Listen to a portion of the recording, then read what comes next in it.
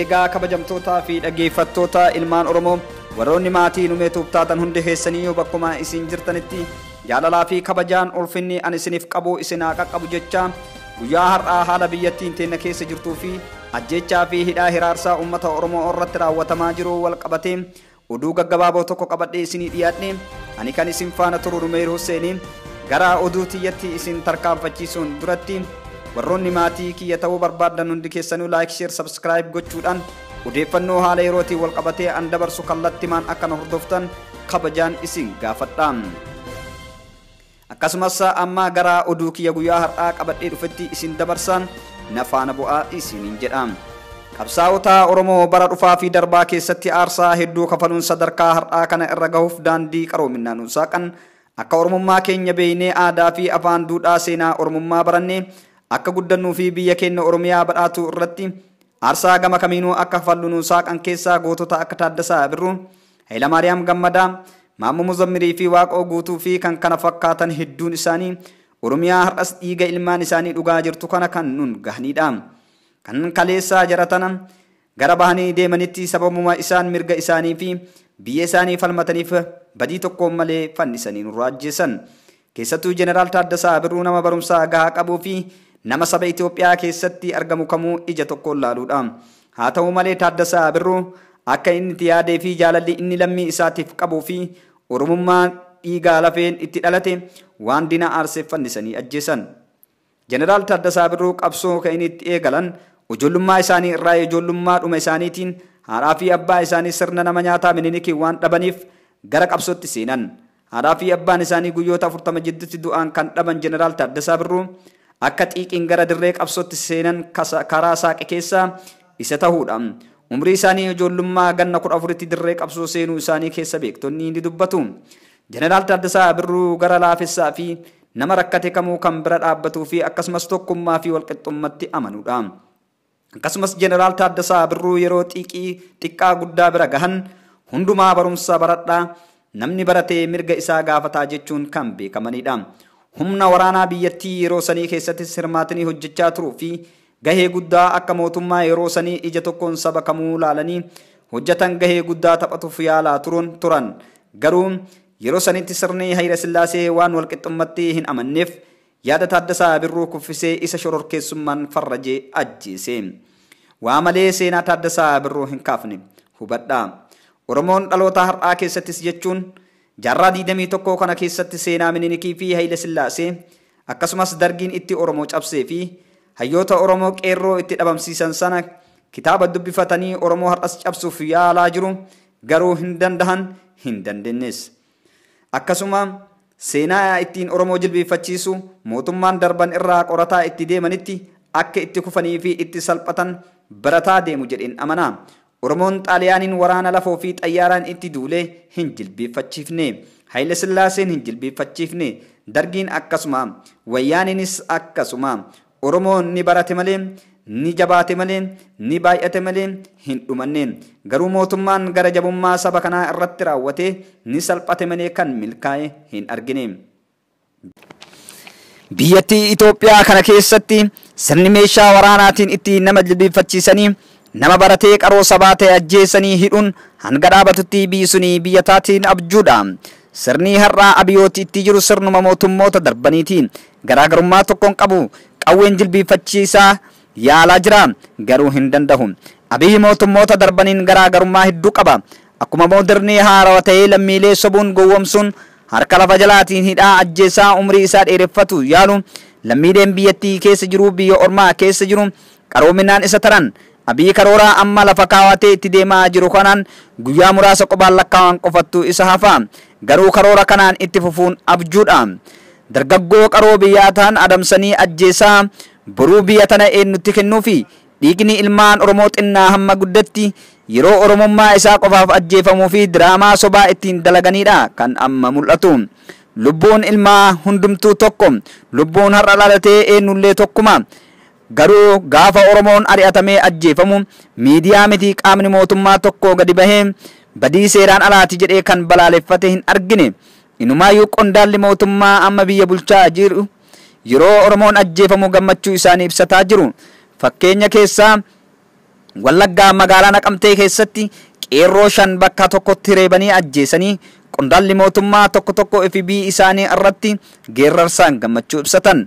Murni kamuu haa balleessu, mootummaan amaanaan ummataan harka jira jedhee amanu akkamitti qaama waa balleesseen xiiqii seenee humna qabutti fayyadamee nama ajjeesa. Mootummaan humnaan biyya bulchu kun tarkaanfii hadhaawaa keessa deebii hin qabne hin fudhannaa malee biyya tana karaa nagayaatiin rakkoo jiru hin furra jedhee ka dubbatu hin jiru. Lammiilee nagaa baagala dhorku waraana isaanii kutaa Oromiyaa hunda keessa galchuun goolaa jira. Siyaasa isaanii tolfachuu fi ufii isaaniitii lammiilee nagaa ajjeesanii sabaa fi sablammii wanyaachisaa daldala achi keessaa argamuun aangoo ofii dheereffachuuf waan raawwatanidha. Fakkeenyaaf Hacaaluu Hundeessaa ajjeesanii Jawaarii fi hooggantoota Oromoo sodaa irraa qaban hundumaa hidhan. Naannoo Wallaggatti kan raawwatame diraamaan isaanuma kanaan kan wal fakkaatudha. Kana sababa godhachuun Amaarota aarii keessa galanii Jawaar fi Baqqalaa faa galaafatan jedhanii diraamaa dalaguu malu. Namoonni guyyaa kaleessaa naannoo Wallaggaatitti ajjeefamaa jedhaman ragaa guutuu wanni qabaatu tokkolleen hin jiru. Diraamaa ofii qindeessanii Shanee fi TPLF jedhu godina Wallaggaa keessatti walgahii mitiin namni tokkoo fi lama wal bira dhaabbatuun hin danda'amu. Kun ji'a 3 oli. Kana kaleessaa walgahiif waamnee Shanee fixee jedhanii odeessan. Walgahiin Amaarotaaf kophatti qophaa'e eessaa dhufe? Eenyu qindeesse? Maaliif waamame? Walgahiin suni Amaarota qofaaf walitti qabanii? Walgahiin gaggeeffamu maali? Amaarri lammummaa biraati? Kuni hundi diraamaa dalagame waan ta'eef ummanni keenya kan Oromoo kallattii hundumaanuuf qopheesse hayyoota ofiitii fi biyya ofii eeggachuun barbaachisaadha waan ta'eef wal quba qabaannee qabsoo keenya fi nuunsu.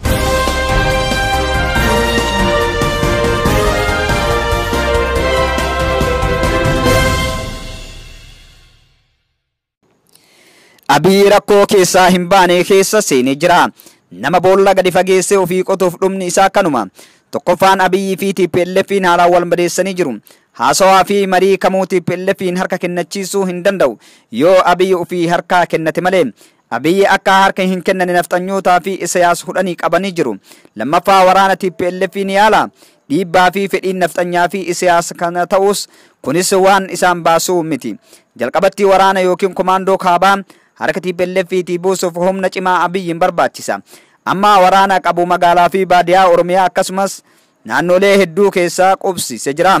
Humna qabu raayyaa ittisa biyyaa fi poolisii aadaa gara Tigraay bobbaasa taanaan fincilli Oromiyaa fi sabootattuu isa dhimdhimsa.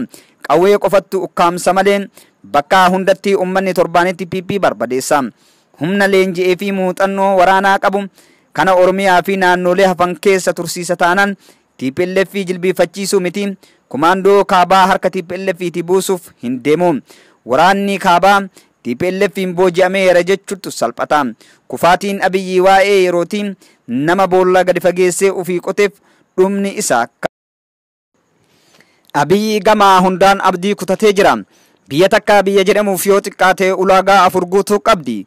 Isaanis uummata daangaa murtaa'e mootummaan birmadummaa mataa isaa qabaachuu qabdi. Gaggeessaan biyya tokko hoogganus biyya qaamota kanneen qabdu dantaa fi fedhii keessoo fi alaa eeguudha. Abiyyi garuu kana afranuun to'achuu dadhabe. Wanti hundi ajaja isaatiin ala ta'ee jira. Daangaan biyya tanaa keessaa fi alatti maddaa walitti bu'insaa fi waraanaa ta'ee jira. Uummanni biyya kanaa nagaan ba'anii galuu dadhabanii qaamota keessoo fi alaatiin qe'ee isaan irratti jilmaadhaan hidhamaa ajjeefamaa jiru. Mootummaadha kan ofiin jedhu bulchiinsi Abiy Ahmad garee yaadotaa fi qaamota garaagaraa keessummeessee nagaa buusuu miti ufumaafuu 4 kiiloo keessatti walii hin galle. Ajajni caasaa mootummaa isaa baasu kan fedhii ummataatirraa madde otoo hin taane kan faallaa fi diinummaa ummataatirraa madde waan ta'eef tuffatamee hojiirra oolaa hin jiru. Ummatni sirni Abiy Ahmad kana keessatti kan akka lubbuu namaa gatii dhabe hin jiru. Abiyyi mirgoota dimokiraasii lammiilee kabachiisuu miti. Mirgootuma namummaa mirgaa lubbuun jiraachuu fi nagaan bobba'anii galuu lammiilee eeguu hin dandeenye. Inni dhumaa afraffaa birmadummaadha. Erga Abiy Ahmad dhufe birmadummaan biyya kanaa akka malee sarbameen Suudaan, Gibxii fi Eertiraan faan akka barbaadan dhimma keessoo Itoophiyaanota bukeessuu erga eegalanii turanii jiru. Fakkeenyaaf ibsa ambaasiin dhimma Tigraay irratti baase guutumaan guututti kan isaan hin ilaallannee fi yakka biyya kanaa tuffachiisuudha. Kuni balaa guddaa qaba. Akka seera addunyaattis ni gaafachiisa. Biyya takkas birmadummaa isii ni sarba. Waraanni lolli walitti bu'iinsa daangaa fi saboota walitti bu'insi mootummaa fi ummata guyyaadhaa guyyaatti sadarkaa hammaataa fi to'achuuf rakkisarra ga'ee jira. Kana hundaaf maddi rakkoo garuu nama kana qofa. Abiyyi rakkoo Itoophiyaa waggaa dhibbaaf qabdu furuu dhiisii rakkoo biraa gatiitii Itoophiyaa irratti dabalee rakkoo ofii uumee kana keessas uf baasuu dadhabee tuffatame. Kana booda namichis dubbatu hin dhageessisu, lallabus homtuu hin awwaatuu fi seeraa fi heerrii inni baasu ekspaardi ta'ee jira. Carraan inni qabu amma qawwee fayyadamuudha. Humnaan dhiiga lammiilee nagayaa dhangalaasuu qofa. San immoo itti jira. Ni soba malee mootummaanis ta'ee gaggeessaan birmadummaa biyyaa fi nagaa lammiilee eeguu hin dandeenye waa'ee misoomaa haasa'uuf hamilee hin qabu. Abiyyi abdii kutatee jira. Waldhabdeen haadha manaa fi abbaa manaatillee qawweedhaan furuuf yaalaa jira. Kuni maraatummaadha. Hayyoonni biyya kanaa otoo balaan caaluun saboota gidduutti hin dhalatin lammiileedhaaf birmadha. Hundumti akka nama tokkottis ta'e akka sabattis dirqamaa fi itti gaafatamummaadhaan haa wal birmannu. Abiyyi abdii kutatee jira. Namni abdii kutatee nama galaafata. Kabajamtootaa fi dhaggeeffattoota ilmaan Oromoo oduu kiyyaa ka guyyaa har'aatiif qabadhees kanumaan goolabaa. Hagaa oduu biraa qabadhee isinii dhufutti nagayaan tura.